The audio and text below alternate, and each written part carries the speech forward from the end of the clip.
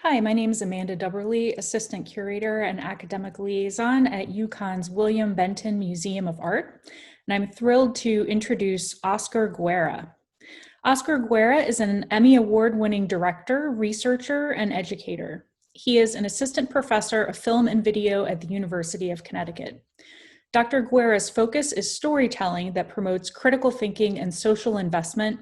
He aims to produce media that provides a way for underrepresented groups to share and disseminate counterstories, contradict dominant and potentially stereotypical narratives, and strengthen their voices and identities.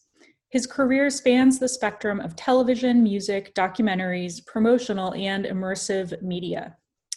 Following Dr. Guerra's talk will be a Q&A with Claudia Núñez and Matthew Mullin, MFA students in digital media and design at UConn. Thanks so much to Oscar, Claudia, and Matthew. Hello, my name is Oscar Guerra, and I'm a filmmaker. I'm also a film and video professor at UConn Stanford. I've been producing documentary for social change for the past 5.5 years, and I would say that part of the series that I've been working on lately, I've been trying to reframe the working class Latino identity here in the States. I started one of the first documentaries that started dealing with this subject was back in 2017. I started following two undocumented students in San Francisco, attending San Francisco State University. And I followed their path for over a year, and what happened before and after the election and how everything changed. Their hopes and dreams had to be reconfigured in a different way. So one of my first projects in this series is called Resist, Documented the Undocumented, and here's a little trailer. I am undocumented, but undocumented is not who I am. These politicians manipulate words so well, people are convinced I am an illegal act. No longer human, no longer a woman, no longer a sister or a daughter. My status is taboo to you, you don't understand me, and therefore you hate me. It is not your fault you've been taught to think of immigrants with a negative connotation. Anyone who illegally crosses the border will be detained until they are removed out of our country. I know if I wasn't undocumented, I probably wouldn't understand either. I forgive you because I know you are the product of a system that doesn't want me. You need to redefine what undocumented means to you. Continuing with this path and trying to reframe the immigrant experience of Latinos in the United States, 2 years later, I decided to start working on a project documenting the asylum seeker coming from Central America. So I wanted to be able to present a profile of what was the type of person that was trying to enter the United States and why they were trying to enter. So Strength, documenting the asylum seeker, tries to shed light on a profile of what it is to be an asylum seeker coming from Central America. What are their fears? What are they escaping from? And the challenging situations back at home. This is a short clip about it. Hundreds of thousands of people from El Salvador, Guatemala, and Honduras have tried to enter the United States in recent years. It's a dire situation right now because there's a huge amount of immigrant families making their way to the United States, escaping, and people are just fleeing from their countries because they want to survive. Todo tiene una recompensa. Y yo lo que me alentaba a mí a poder llegar a donde está mi mamá. We are here seeing moms, children, dads, babies coming in, and we're here to care for them and to tell the different story that's not being told in the media. What often gets overlooked in this debate is how things in the Northern Triangle got so bad in the first place, and a key role the U.S. has played in that history. Mataron a mi papá las pandillas en Honduras A los 5 años mataron a mi hermano. Si mi papá estuviera vivo, yo viviera bien, no tuviera necesidad de andar huyendo en mi país. Some claim these immigrants are making up stories of hardship to game the system. A raíz de eso, de la violencia la que estaba sufriendo, pues decidí agarrar para este país. Tal vez no fue el mejor camino, pero la verdad es que yo le doy gracias a Dios que estamos hasta aquí con bien. Me preocupo mucho y le pido a Dios que siempre me dé fuerzas y espero que Dios me ayude y darle algo mejor a mi hija.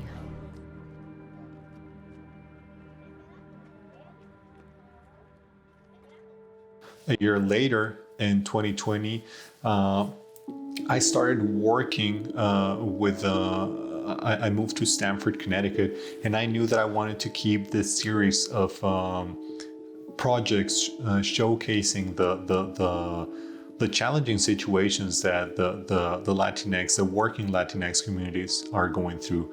And during the COVID pandemic of 2020, I decided to start shooting a project that was able to document this. She was brought down to the ICU knowing that her oxygen level had gotten precariously worse. A new mother. She's 30 years old, she just had a baby, she's really sick. The newborn at risk. Was the baby going to be extremely sick and infected as a result of COVID too? And their struggle to reunite. She said, help my husband, help my son. Love, life, and the virus. When Love, Life, and the Virus started, it was not even that. It was actually nothing. That's the beauty about documentary. Documentary has such an organic growth, and I try to be very open to the ideas and let the story guide you instead of it being the other way. When I first started shooting this project, I was not even shooting the story about Sully and Miss Lyra. It was a story about photojournalist John Moore. I was covering his work during the pandemic as a photojournalist. So once that's applied, you're going to pull that. And because of my wife, who is a nurse, and she works at Stanford Health, I said, you know what? I think that we need to document what's going on with healthcare workers one way or another. After a very long time, we were able to get access. I was just calling to let you know for room 215 if we are able to reprint around 3. We got some access into the hospital.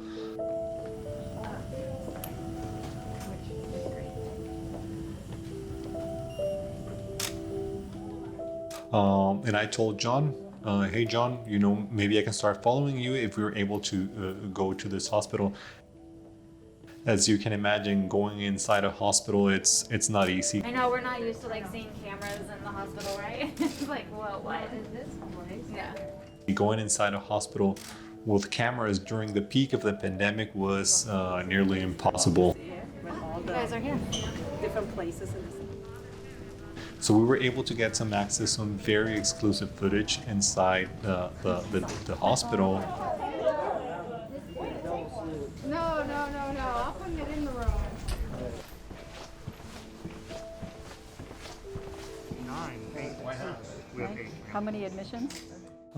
Different ICUs that they had to establish. But the places where we'll take you to are specifically for just COVID patients. Okay. And Catalina Horak from Building One Community got in touch with John Moore and told him about Sully, this story about a mother who was COVID positive, and she had to be intubated to then perform an emergency C-section. Minutes before doing this, she was able to have a phone call, and she called Miss Luciana Lyra. Miss Luciana Lyra, as you have probably seen on the film, is the elementary school teacher who pretty much came to the rescue and became their angel. Que Dios nos bendiga. Feliz Pascua, familia. Feliz Pascua.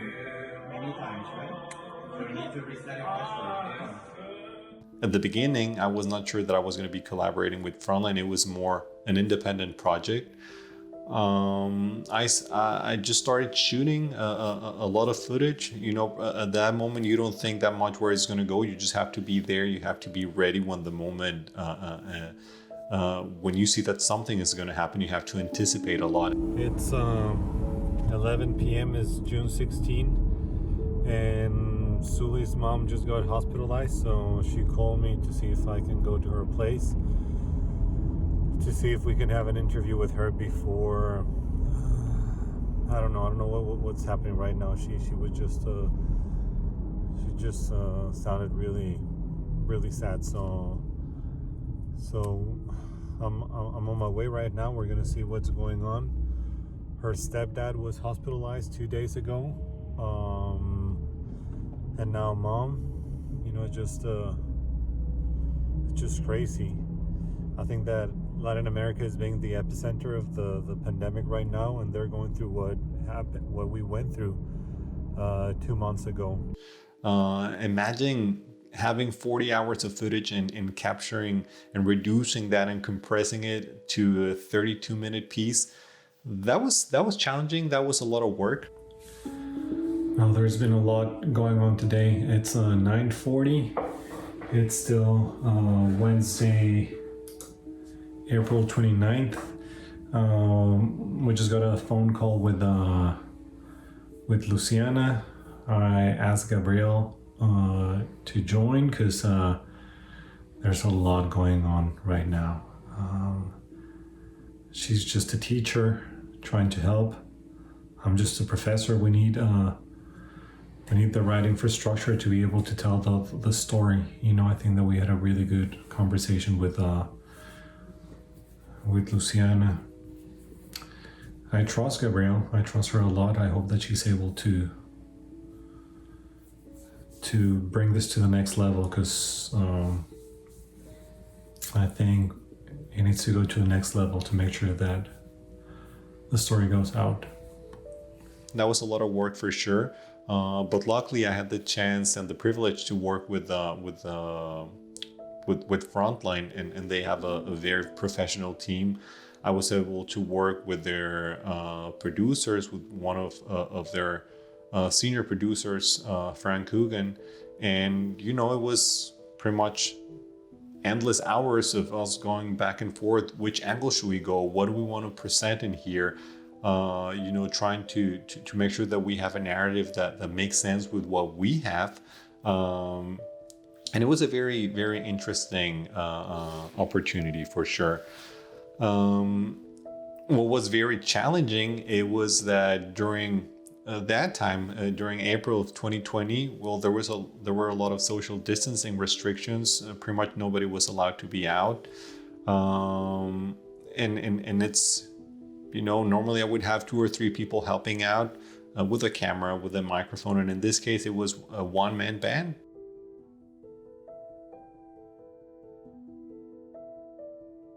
I would get my PPE. I would have everything ready, and I would go and I would start shooting, you know, pretty much all day long, or where anytime that it was important for me to be there. Trying to develop this relationship with the participants was really important, so they knew early on that I was someone that they could trust, that I was there to portray this beautiful story. But I was also there to help them out. I think that's why I was able to gain their trust. I remember that there were moments that I will be translating for Marvin and Suli all the time. I would take them to the clinic, and I had to do this. I didn't have to do it. I was more than happy to do this because I was able to help them out, and at the same time I was documenting the reality. So that was a very interesting way of interacting with your participants when you're shooting a documentary. We have to remember that it was during a time where we didn't know that much about how to take care of yourself. So being extra careful was really, really important. I learned a lot from John Moore, because he's a very experienced photojournalist, on what to do, what not to do. This here is a type of pesticide which I use on my shoes. That's what if like chicken lots and animal lots, animals will actually walk through a little tray of this. Really? But it works quite well in this virus. I make a suit, and from the inside out, you kind of pull it and shimmy down. Try not to touch the outside. Can. My back started hurting a lot at some point. I remember that it started hurting really, really bad before the family reunion scene, if you have seen that one or you remember it. And I said, I have to be there, of course. And I remember that I went to the doctor and they gave me some medicines and I was able to work that day. This is a story of hope. This is a story that tries to portray different kind of people getting together and helping each other with one common goal: to thrive. During times of crisis, I think that we can reveal the worst, but also the best in us. So hopefully I'm able to present that and inspire some of the people watching this film.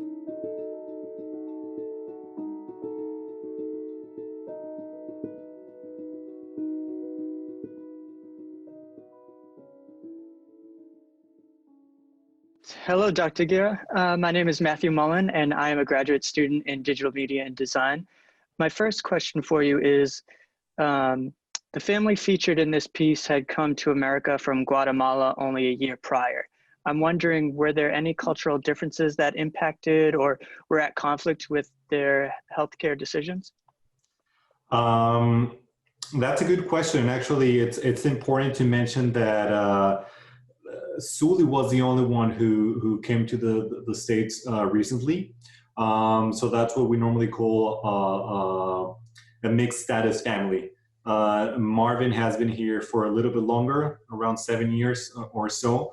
Sully came here last year with Junior, and baby Nasal is a U.S. citizen.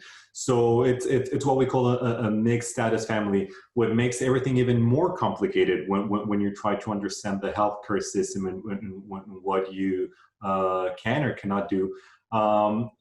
The reality is that even before we talk about how confusing the healthcare system can be for immigrants, it was a language barrier. So there were a lot of translation available at the hospital, and they were trying to translate as much as they could, but it's that can be the first challenge, let alone that it can be confusing when you have the language proficiency.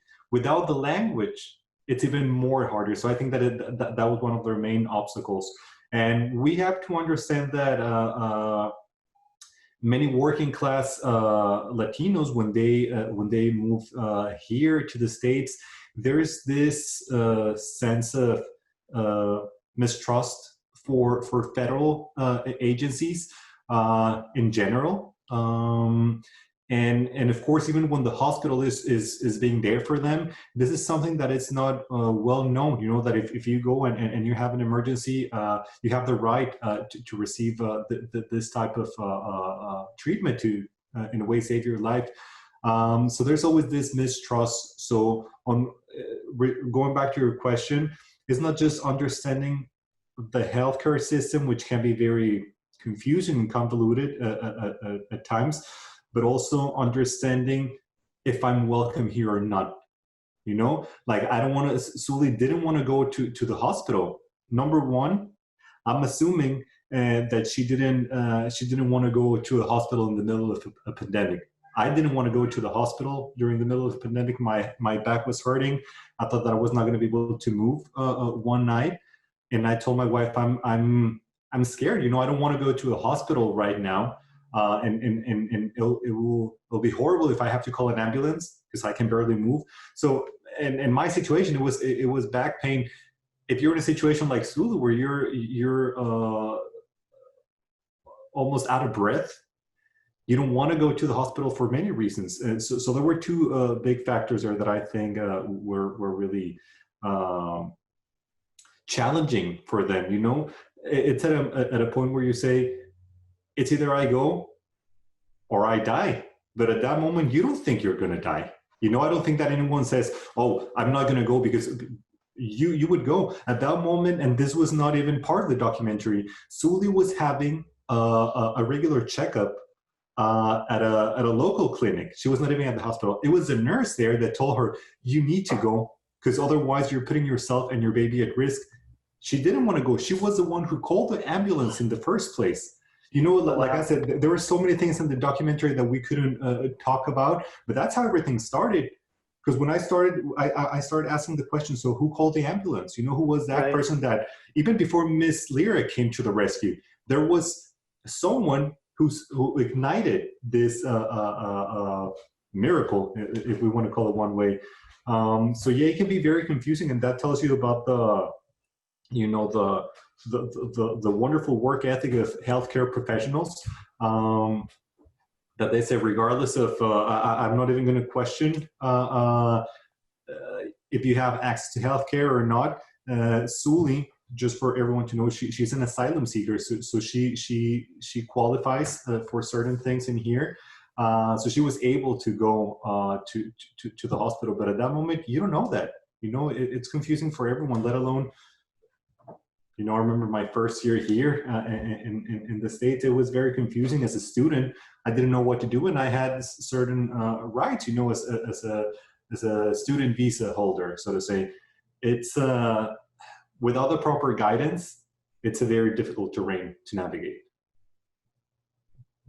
Hello, I am Claudia Núñez from Lima, Peru. I'm a graduate student at the Digital Media and Design Department. And I really wanted to thank you, Oscar, for representing us and reinforcing the empathy towards the Latin community in the United States before asking my question. So I wanted to know, when you start filming a documentary, since you're documenting reality, you can't control the events that are going to happen. So were you expecting to capture a specific event that will support your goal in the documentary? Was the goal clear from the beginning? Before I respond to that question, you're Núñez and I'm Guerra Núñez, so maybe we're related and we don't know about it, from Peru and Mexico. I'm Oscar Guerra Núñez. That's my mother's last name. That's awesome. So it's not a very common name. I just wanted to point that out. So, I mean, it's a good question, and I think that's the reality of documentary. You go with an idea, but you don't know what to expect. It was a question that even the executives at Frontline asked me at some point. They said, what else is going to happen? You know, do you think there's more story there? And I'm like, I don't know. You know, the story could have ended in the ICU, right? The story could have ended right there. And then there was no more story to follow. You have to anticipate a lot of what you think might happen, and in a way you're working a lot with the probabilities. In here you say, okay, you have to be very open. You have to that's the one good thing about labeling and coding all your footage as soon as you capture it, because it gives you a really good idea to say, okay, if this event just happened, what's the likelihood of this other thing happening or not? Mm-hmm. And that's you have to be very strategic when you're planning the shoots, because in a way you cannot plan that much for them.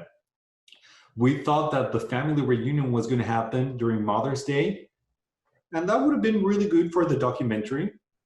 And we were trying to make sure that the reunion was going to be able to be there. It didn't happen that way. So there's only so much you can plan, and then you have to be very open. We were almost pretty much done with the documentary when Sully's mother almost died one night. You know, that was completely unexpected. There are so many unexpected things, and I think that's a challenge, but also the beauty about documenting the reality. because reality is uncertain, reality is unexpected, and as a producer and as a writer, and by writer I mean the one who's constructing the narrative with the big reality that is around us, how do you choose that? You know, how do you say, okay, I'm not sure what's going to happen here. There needs to be a beginning and an end for everything, for the 3 stages in production. There's going to be a beginning and an end when you're constructing the narrative. There should be a beginning and an end when you're capturing the reality with your equipment, with your gear. And there's going to be a beginning and an end when you're editing the piece. And of course, in the way you're trying to construct, you try to remain very honest. You need to have a very open conversation with your participants, because the truth is that for us, this is another documentary, but for them, this is their life, you know? So it's I think that it's as a documentary filmmaker, you feel the honor, but you feel the responsibility as well. And like I said, there's only so much you can do.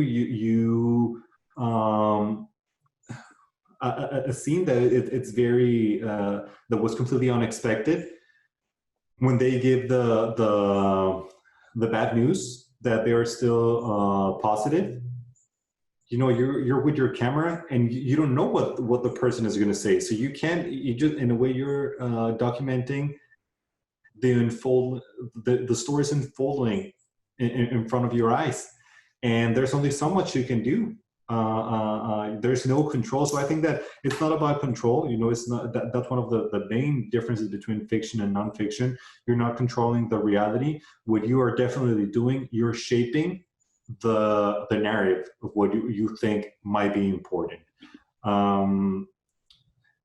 But yeah, I mean, that's a tough one. It was definitely a great learning experience for me, because there were so many ups and downs in the story. You know, normally you have one narrative arc, and you aim for one of those in the story. You know, something you're going to say, hey, this is going to be the strong part of my story. And there were so many in here. You know, when she with Miss Lyra coming to the rescue, then with the different testing, the positive test, then the family reunion, then the mother getting sick. It was a roller coaster of emotions. I can only imagine if it was so emotionally draining for me, I can only imagine what they were going through, you know? Yeah, but I'm so glad you managed it so well, and in the end, everything ended perfectly for everyone. Yeah, and you know what, that's, I think that the film is a contradiction in its own, because it has a happy ending, but unfortunately that's not the reality for many working class Latino families. I think that in a way it's almost a case study of what can happen when we get together and we work as a community, because it was a miracle that happened because of so many people involved. And I remember that even when I was having a conversation with the people at Frontline, they said, you know, it's refreshing because normally we don't have stories with happy endings. You know, and that's a reality of journalism as well. We're not trying to, it happened that it was this way. It could have gone a different route. Fortunately, they're doing good. Everyone's healthy. And yeah, that's why it was unique, and it was almost a contradiction. They represent the working class, the Latino family, but their specific case, unfortunately, sometimes it's not like that. You know, it's a community that struggles a lot, but it's at the same time a wonderful opportunity to say there's something we can do about it. You know, if we're there for each other, maybe there's hope.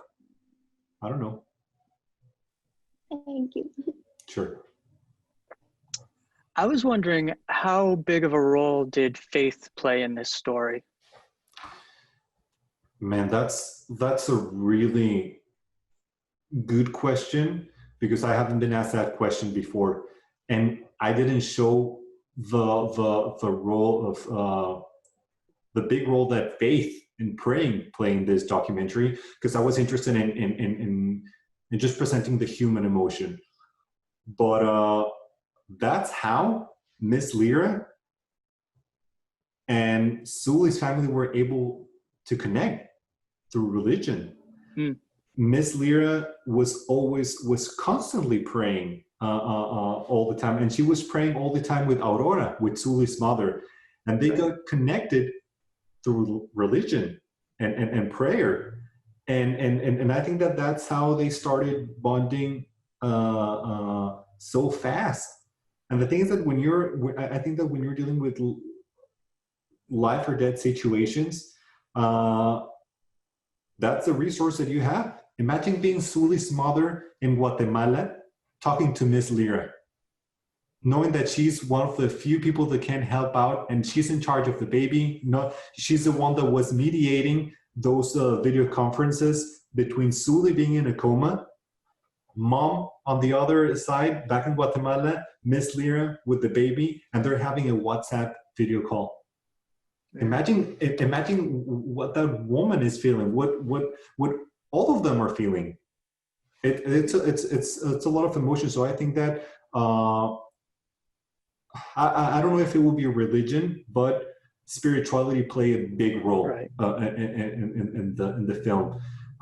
It was an angle that we didn't talk about that much, but in one of the final scenes, you can see that as soon as they're together, what's the first thing they do after the hugging and everything? Miss Lyra asks Aurora, Suli's mother, if she can pray for everyone. And what I find beautiful about this is that, in a way, Miss Lyra is respecting Aurora as the matriarch of this family, you know? And it's so magical the way in which, and using technology, you know, if you see it as a symbol, Luciana is holding her phone. She's praying. Everyone's close their eyes. They're praying. And Aurora, it's almost like this priest that is leading the prayer. That, my friend, was a very powerful moment. And I think we were able to capture it, but there was just so much more in there. And there were so many moments when they were just praying, you know, and there's some power in there. I wish that would have been just like a documentary on its own. So many angles, but I thought that was a very interesting question. So thanks for pointing that out. Yeah, absolutely. And I mean, kind of to go from there and piggyback off of that, you've touched on this a little bit already, but you know, the sense of community was such a large component to this story. That support allowed people to get through all of this. So could you just expand a little bit more on the role that community played in this piece? Sure thing. Like I said, it's almost a case study of what can happen when different community partners decide to do something as one. Like I mentioned during my talk earlier, during moments of crisis, we reveal the worst, but also the best that we can offer. And I think it's beautiful when people consciously decide to do something good for one another. This was a miracle, because I think it was the way, and it would show it's not normal. It's very unique, and yeah, it was a miracle the way it happened, but it was a miracle that happened because there were so many individuals working together, and I think that's a real miracle. The miracle happens when you and I decide to do something together for someone else, and in a way that's going to come back one way or another. So you have the hospital, which saved Suli's life. The hospital saved the baby's life. Yeah. You know, there were some stuff going on during the discharge that maybe could have been handled in a different way, but they saved 2 lives, right? There were the doctors, the nurses. I was interviewing Dr. Bernstein, one of the main doctors that took care of Suli when she was at the ICU. And I said, I know that Suli received an experimental treatment to treat COVID early on. That on its own, it's like it could be another documentary. Like we were documenting the development of COVID, and you had these doctors telling you about how it's evolving. That was fascinating. So, and he said something very important. He said, we would like to think that the treatment is saving people's life. We would like to think that we as doctors are saving people's life, but it's really the bedside care that they receive from the nurses. Yeah. And then you have someone like Nurse Erica, which I think it's amazing. And of course I'm biased because my wife is a nurse, and she's saying, you know what? I look at her, she was so young. I know that she was going through a lot, but I say she's not going to die in my time. Mm. Man, for me, that's inspiring. And that starts inspiring more people. Then you have someone like Miss Lear, you know, because it was the hospital's job. You know, it was Dr. Bernstein's job. It was Nurse Erica's job. It was my job to document, because this is what I do for a living. It was John Morse, the photojournalist, that started covering and brought this the international attention. It was his job. It was the job of Building One Community to assist. It wasn't Miss Lear's job to do this. You're a teacher. Right. You're an elementary school teacher. And I asked the two of you, imagine that you receive a phone call right now and someone tells you, take care of my baby, take care of my son and my husband. Yeah. I'm about to get intubated. Man, what kind of person you have to be to say, no questions asked, don't worry, I got your back. You know, and that's Miss Lear. So I think that her example started inspiring other people around her. I think what organizations like Building One Community, Tiny Miracles, an organization that we didn't talk about that much during the reduced time that we had. Tiny Miracles, they were paying for Sully and Marvin's rent. Oh wow! Because they lost their jobs. That's huge. You know, like, of course. Of course, the health part is really important, but someone paying for your rent while you're not incapacitated, that's a miracle on its own.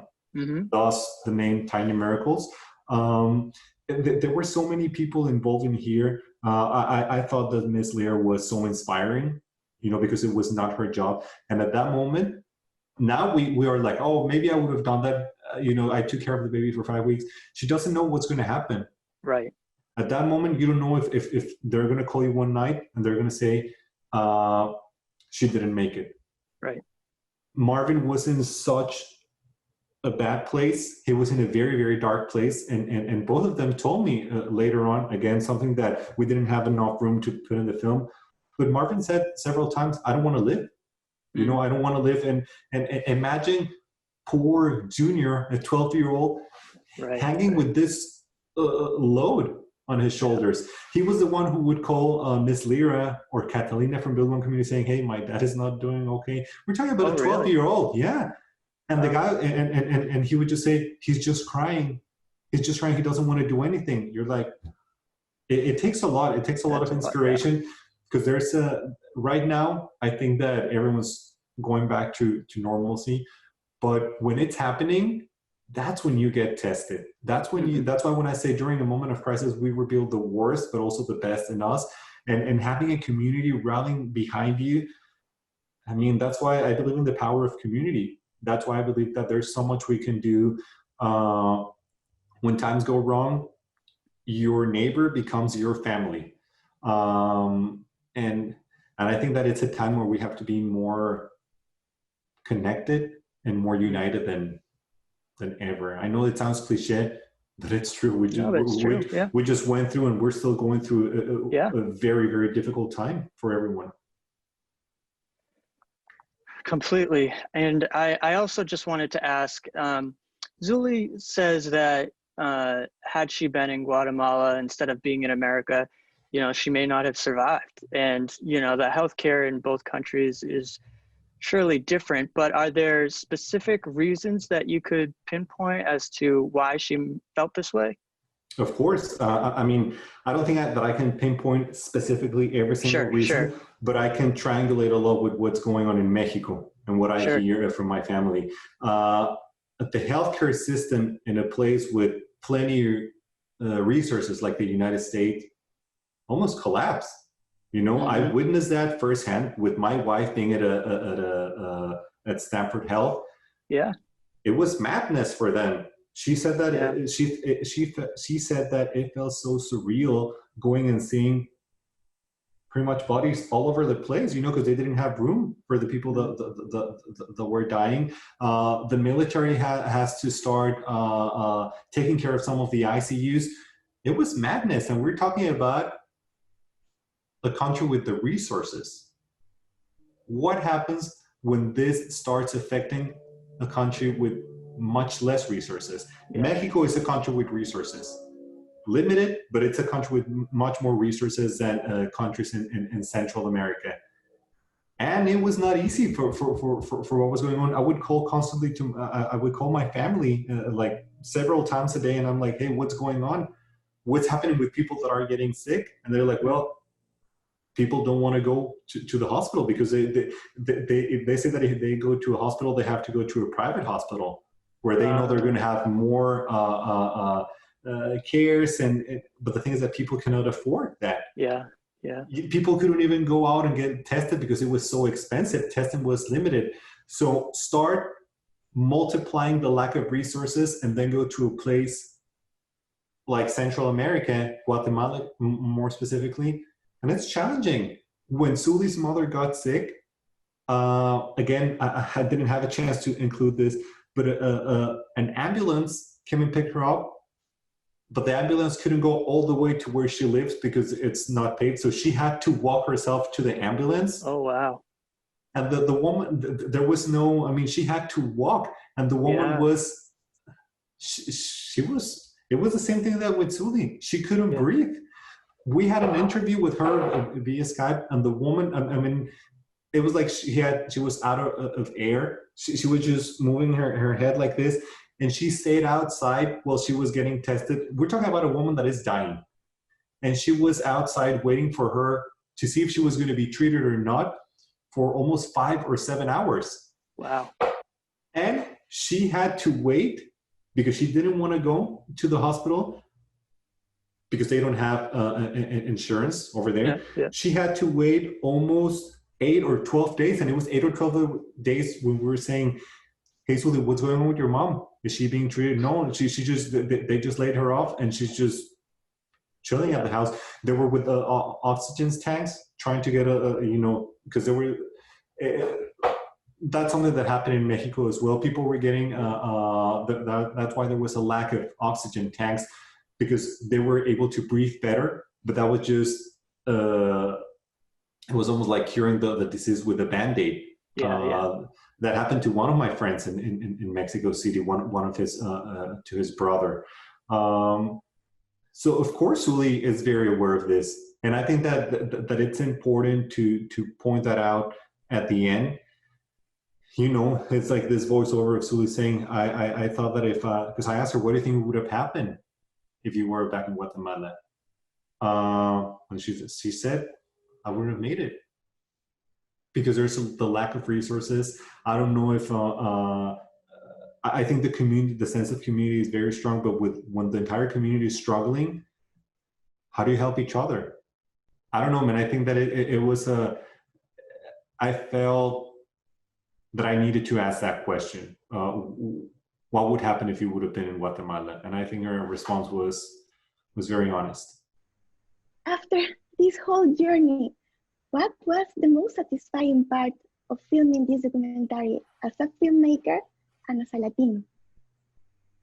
Well, I think that as, I'm going to start telling you as a filmmaker,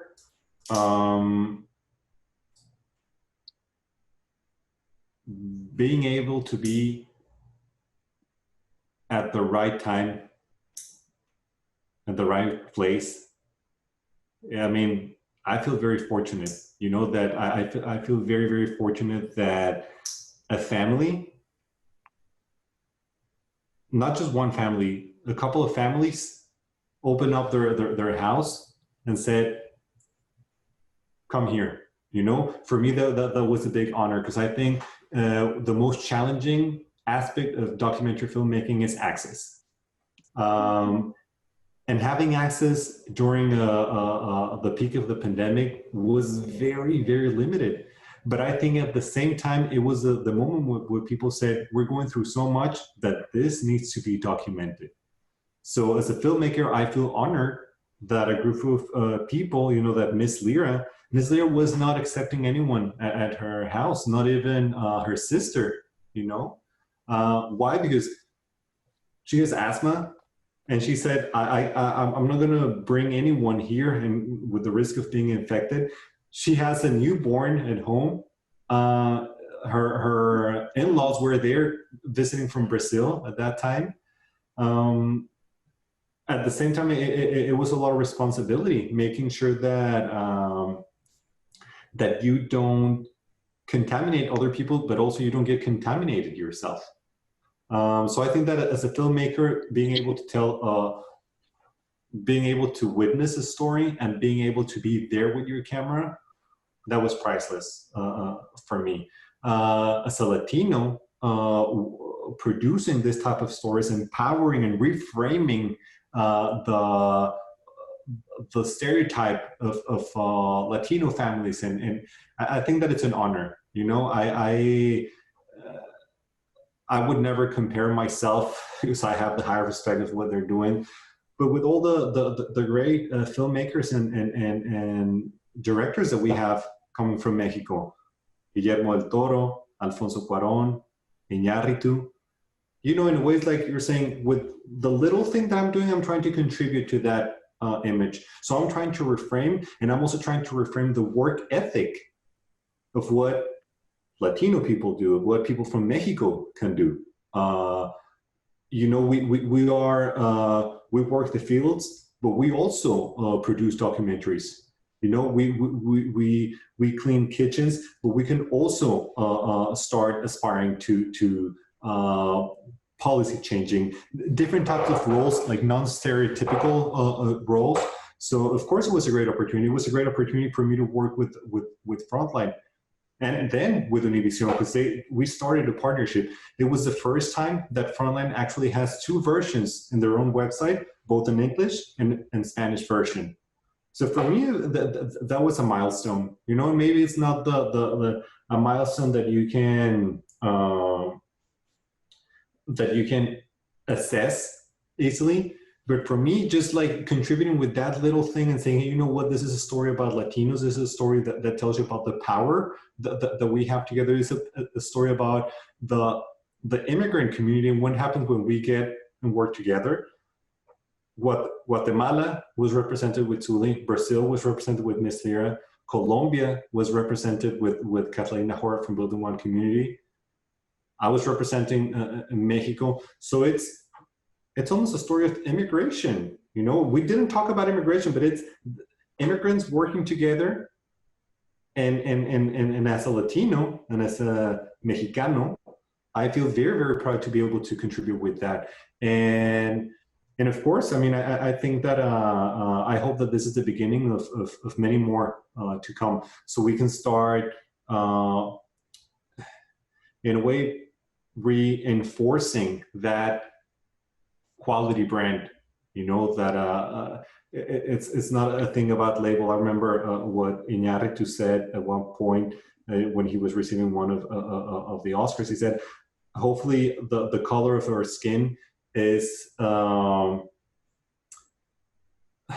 he said it more eloquently, but it's the same as the length of our hair. Who cares? You know, it's about what you do. So, you know, hopefully we can start. I hope that I'm able to contribute a little bit with that quality in what we do, regardless of what we do, regardless if what you do, we have to do with the utmost quality, and we have to reframe that identity. So it feels good from both, as a filmmaker, and of course, proud to be representing Mexico and the Latino community here in the States. I really think as a Latina, you capture the essence of the family, the community, because I was watching the documentary and I was so happy to see how, not only how good it ends after everything, but how it was developed and captured by you as a filmmaker. So going with a dancer, last but not least, Is there any specific topic or story from the Latino working class community here in the United States that you would like to cover in a new documentary in the future as a filmmaker for social change? Wow. Yes, there are so many. There are so many things that I want to still cover. I started working, this is the third documentary on a series that I started 5.5 years ago, where I said, there's going to be, I want to produce a series that is going to be able to document the challenging reality of working class Latinos. During the first documentary, I think that I was able to capture what a lot of dreamers are going through and what it means to be an undocumented Latino navigating academia and the challenges that go with it. So that was the first one. The second one was more about the asylum seekers when they're actually crossing, interviewing them right there at the border and see what's the reality. This one here is someone that it's already here. So I'm trying to cover different angles. I don't know what the next one is going to be about. I think that there's so much that we have or should be doing about immigration. Like especially with all the election going on right now, in a way, that group at the border becomes invisible. It gets politicized when I want to talk about that. And you see the politicians and you see the people that want to just be there posing for the picture when it's the right time to be there. But what happens with this time is when there are no cameras around, or at least there are no commercial cameras around. I'm trying to figure out a way to go back to the border and just document what's going on. I actually have a meeting with some activists in a couple of hours. Because I was talking to them and I was telling them what's going on. And they said, there's not enough help right now. People are going elsewhere. The fact that the border got so restricted, and especially during the pandemic, and it was kind of like the perfect opportunity to say, okay, we need to close the border and we need to make sure that there are no families entering right now seeking asylum, which is their legal right to do. And it's a very, very, the US is not doing that much for the group in there. Mexico is not doing much, and they're kind of like in limbo. So they're telling me it's really dangerous right now because the cartel is in a way, if you have this void, someone's going to be in charge in there. So it's a really, really dangerous moment to be an immigrant trying to cross the border right now. Because we don't have eyes there. We're not talking about what's going on there. So I would like to start covering a little bit more of that. I'm trying to figure out a way of doing it in a safe way. There's interest from Univision as well. I don't know, Claudia. That's a good question, and hopefully I'm going to have the inspiration and the access to keep developing stories like that. And I'll be very happy to watch any future work of you. I'm so Thank you so much. Thank you. Gracias. Gracias. So since production ended, how did everything turn out for those featured in this piece? Every time I've had an interview with a radio station or a newspaper, that's the one question that they ask me about. People want to know how they're doing. Of course. Thank goodness they're doing great. And I mean great as the fact that they're alive and they're healthy. It's a challenge for them. Fortunately, they were able to receive a really good donation that Ms. Lira and Building One Community facilitated. They received a good amount of money that was donated. So I think that that's going to help them a lot.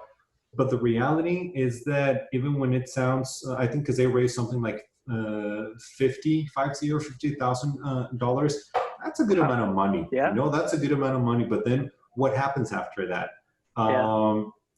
It's not just like their problems go away. It's not just, so there's a lot going on right now. I think they're healthy. I think they're doing good. But Marvin went back and he's working again. Because I think that they're having financial advice. It's like, make sure, you can pretty much spend that money like this, or you can start planning your future.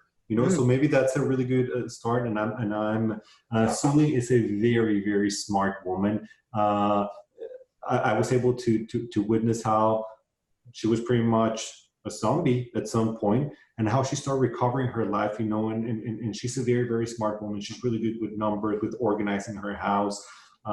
So I think that they're going to do something good. They're recovering their lives. They're, in a way, regaining their autonomy. They were very vulnerable. Pretty much they were just waiting for people to help them out. And it shouldn't be like that. It's good that they have the help, but they need to regain their autonomy, because it's just them, the ones who have to make their decisions, their financial decisions.